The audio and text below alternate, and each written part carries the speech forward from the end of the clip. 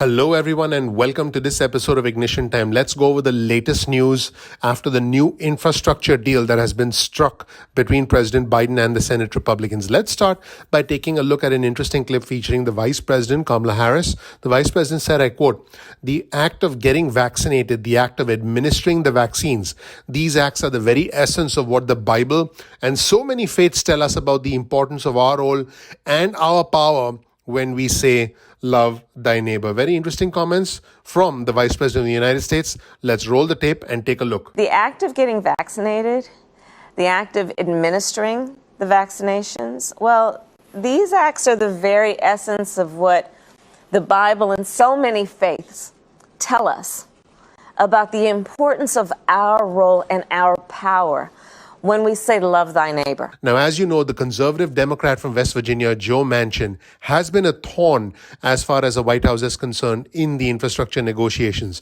Here's a new article on your screen from Business Insider. Joe Manchin balks at backing the $6 trillion in infrastructure spending sought by Bernie Sanders and the other Senate Democrats. In fact, Joe Manchin specifically said, I quote, "I have a hard time swallowing that because the Democrats are trying to pass a large stimulus package." Keep in mind, folks, this infrastructure deal, this $1.2 trillion infrastructure deal that has been struck between President Biden and the Senate Republicans is not the be-all and the end-all. In fact, what President Biden wants to do, with the support of the House Speaker, Nancy Pelosi, and with the support of the Senate Democrats, is to pass additional infrastructure spending using the process of reconciliation. I get a lot of questions on our channel as to whether stimulus checks are going to be included in the infrastructure package. And my response to that is it's going to be jobs. Jobs are going to be included in the infrastructure package. It's going to lead to more jobs, millions of more jobs. And that is the ultimate form of stimulus. Let's get back to Joe Manchin. Joe Manchin said the proposed number was, I quote, extremely, extremely high. And he said he was unsure whether it was appropriate for the federal government to take on that much debt. He said, I quote, "I have a hard time swallowing that." Now, what's interesting is that Joe Manchin said, and this is very important, to say that one is being held hostage for the other doesn't seem to be fair to me. That is what he said as the Democratic leaders try and pursue a two-track approach to try and get all 50 Democrats on board. In fact, let's take a look at a video clip. CNN's Manu Raju actually spoke with Joe Manchin on the $6 trillion price tag that Senator Bernie Sanders is pushing for the reconciliation package. He said, Joe Manchin said, I quote, "I have a hard time swallowing that." And he said, "To say that one is being held hostage for the other doesn't seem to be fair to me." Let's roll the tape and hear from CNN's Manu Raju. Let's watch. To say that one's being held hostage to the other doesn't seem to be fair to me, but they're going to make those decisions. But we have to see what's in the other plan before I can say, oh, yes, you vote for this and I'll vote for that. That's not what I have signed up for. I want to sign up for what's in the plan that makes sense. You said the $6 trillion price tag is too high. Extremely, extremely high, okay, for us to take on that much debt. I don't know if there's that much pay for us. So I got to look at the pay for us. If they're working outside that envelope, they'd have to prove to me the need is there. Don't worry about the caution to the wind and just add more debt on. I have a hard time swallowing that. So that's an important line. He said, I have a hard time swallowing it because Bernie Sanders, who chairs the Senate Budget Committee, is drafting a plan that could make it as high as $6 trillion to move a whole swath of Democratic priorities. And that's important for liberals who are not getting what they want out of this smaller plan, which is about $1.2 trillion over 8 years. So so Democratic leaders are saying, if you didn't get what you want in the small plan, throw it into the larger package instead. But in order to get the larger package through, they need to get moderates like Joe Manchin on board. But what you heard just there, he is not ready to sign on to what the Democratic-only approach just shows you the hurdles ahead as Democrats try to race this through, try to get something through as soon as next month, at least to start the process. But they got to convince their party to get behind it first. On the other hand, and this is interesting, Joe Manchin did tell Business Insider that he, I quote, "does not rule out backing permanent child tax credit expansion in the reconciliation package." He says you cannot go into it with a closed mind. Very interesting comments. So in the meantime, let's take a look at what President Biden has been up to. Here's an interesting comment from President Biden where he was specifically asked to respond about worker shortages. The president whispers in response to questions about worker shortages. He simply says, I quote, "Pay them more." Very interesting. Let's roll the tape and watch. I'm not being critical of y'all. I really mean this. It was legitimate questions you're asking me. Asking me, well, guess what? employers can't find workers. I said, yeah, pay them more. And folks, speaking of the infrastructure package, this is new reporting from Jeff Stein over at the Washington Post.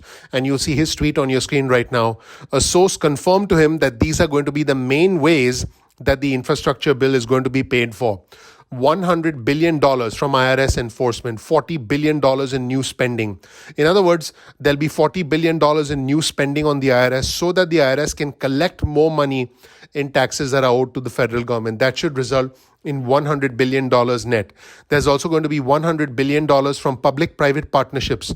In other words, private companies will be giving the federal government money in exchange for certain things. $80 billion in unemployment insurance program integrity. So in other words, money that is not used in the unemployment benefits system will be used to pay for the infrastructure package. Now, this is very interesting.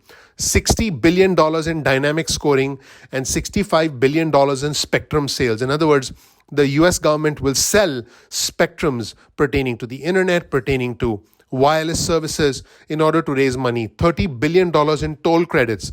This is something that the federal government will work with the states on. $25 billion in recouped unemployment insurance American Rescue Plan supplements. So, as you can see, there's a clear plan to try and pay for all this. We'll just have to wait and see exactly how all of this shapes out. And also, one more thing, and this is also extremely interesting. Senator John Cornyn, the Republican from Texas, and by the way, I'm now shifting gears to an episode of the DC Comedy Hour. Yes, Senator John Cornyn from Texas, he actually went after the White House today for using the gender-neutral term birthing people while arguing against the use of federal funds for abortions. He says, and I quote, "Women are more than birthing people." So let's hear from Senator John Cornyn, the Republican from Texas, who's trying to manufacture a problem when indeed none exists. Let's watch. Mothers are no longer called mothers. They're now called birthing people, unbelievably. Well, it's one thing for far less activists to use these kinds of terms on Twitter, but it's entirely different to diminish the role of women in an official government document.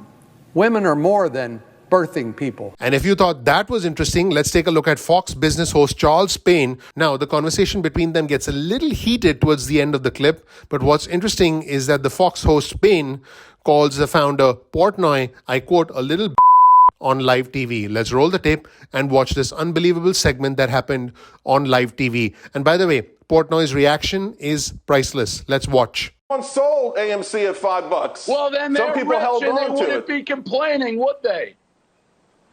Well, they might be complaining. Rich people complain all the time. You're rich and you complain a lot. Millions of dollars because you held, and then you go make fun on Twitter of somebody who sold. That's not how it works. They're partying on their yacht. Would you step up? Would you step up for these people, Dave, and try to help them You're now making get no these? sense. You're being I'm trying to.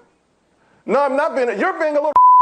Listen, would you step up to these and go to Gary Gensler, and say help change the rules? That's it, everybody. Thank you so much for watching. This was a rather unusual episode of Ignition Time. I know from the inner workings of Washington, D.C., two matters that impact the country, the economy, as well as our money. My name is Dr. Nitin Chhoda. Thank you so much for watching. I want you to know that I greatly appreciate you. Please click the like button. Please subscribe. Please enable notifications. I'm looking forward to seeing you in the next episode of Ignition Time. Take care. Bye.